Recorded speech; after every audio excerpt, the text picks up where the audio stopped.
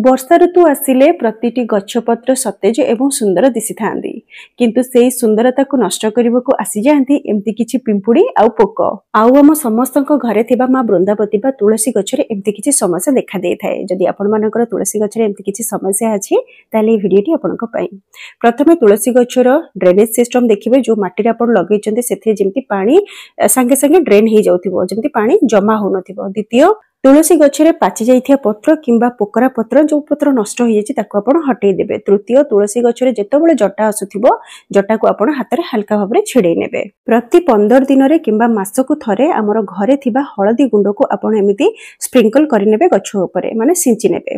आउ एमिति पानी रे मध्ये गोळीकी देई परिबे, गछर मूळ रे देई परिबे किंबा स्प्रे बोतल रे पसेइकी आपण गछरे भलो भाबरे स्प्रे करि परिबे। हळदी गुंड रे विभिन्न प्रकार पोषक तत्व रहिछि एवं हळदी गुंड एक कीटनाशक परि काम मध्य करिथाए।